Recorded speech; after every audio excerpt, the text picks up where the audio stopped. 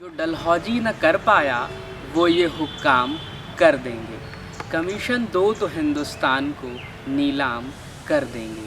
ये वंदे मातरम का गीत गाते हैं सुबह उठकर, मगर बाज़ार में चीज़ों का 2 गुना दाम कर देंगे। सदन में घूस देकर बच गई जो कुर्सी, ये अगली योजना में घूसखोरी को आम कर देंगे। जी हाँ, आप सुन रहे थे राजनीतिक गलियारों में नश्तर की तरह चुभने वाली और कहने वाली शायरी लिखने वाले शायर अदम गोंडवी को। मुझे याद है मैं कॉलेज के दिनों में शेर व शायरी कर रहा था और महफ़िल मुशायरा का एक छोटा सा प्रोग्राम था। मैंने वो प्रोग्राम किया और उसके आधे घंटे बाद एक मेरा दोस्त आया और उसने मेरे हाथ में एक किताब दी। कहने लगा, अरविंद इसे आप घर जाकर पढ़िएगा। मैंने उस किताब का पेज देखा, उस पे एक बहुत गांव टाइप से आदमी का चित्र बना हुआ था, धोती कुर्ता कमीज़ और गमछा लपेटे हुए। मैं वो किताब ले गया और घर पे रख दी। बहुत दिनों तक टेबल पे मेरे वो किताब पड़ी रही। एक दिन मेरा मन किया कि लाओ इसे पढ़ते हैं, तो वो कोई और नहीं अदम गोंडवी थे। अदम गोंडवी को पढ़ने के बाद मैंने देखा कि इन्होंने गरीबों, मज़दूरों और पिछड़े लोगों को अपनी शायरी में तरजीह दी। इन्होंने कभी सियासत के तलवे नहीं चाटे। ये सियासतदानों के लिए कहा करते थे, आँख पर पट्टी रहे और अक्ल पर ताला रहे, अपने शाहे वक्त में यूं मर्तबा आला रहे।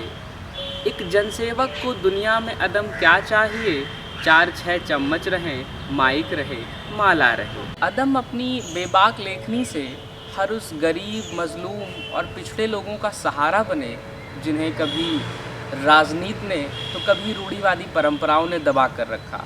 मुझे अदम का एक बहुत प्यारा शेर याद आता है। अदम कहते हैं, तुम्हारी फाइलों में गांव का मौसम गुलाबी है, मगर ये आंकड़े झूठे हैं, ये दावा किताबी। अदम गोंडवी का असली नाम रामनाथ सिंह था।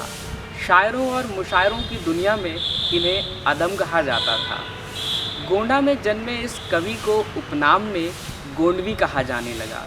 इस तरह हमें एक विद्रोही कवि अदम गोंडवी मिले। समाज की आवाज़ बने और समाज के ज्वलंत मुद्दों पे शायरी करने वाले इस विद्रोही कवि को प्यार से पब्लिक का कवि भी कहते हैं। अदम ने कभी माशूका पे, कभी मोहब्बत पे शायरी नहीं लिखी। अदम कहा करते थे, माशूका को शायरी के लफ्ज़ों से सजाने से कुछ नहीं होगा, गरीबों, मज़दूरों की आवाज़ बनने से युग बदलेगा, परिवर्तन होगा। एक अदम का बहुत प्यारा शेर याद आता है। अदम कहा करते थे, जिस्म क्या है, रूह क्या है, सब खुला सा देखिए, आप भी इस भीड़ में घुसकर तमाशा देखिए। बज़ाहिर प्यार की दुनिया में जो नाकाम होता है, कोई रूसो, कोई हिटलर, कोई ख़याम होता है।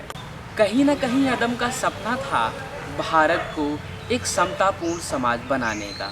आधुनिकता की कमज़ोरियों पर ज़बरदस्त थी। तभी अदम कहते थे, मुक्तिकामी चेतना अभ्यर्थना इतिहास की, ये समझदारों की दुनिया है विरोधाभास की। इस व्यवस्था ने नई पीढ़ी को आखिर क्या दिया, सेक्स की रंगीनियाँ और गोलियाँ सल्फास की। और इसी बेबाकपूर्ण रवैये ने अदम को बहुत पहचान दिलाई। मैं बताना चाहता हूँ कि अदम की एक रचना थी, मैं चमारों की गली तक ले चलूँगा आपको।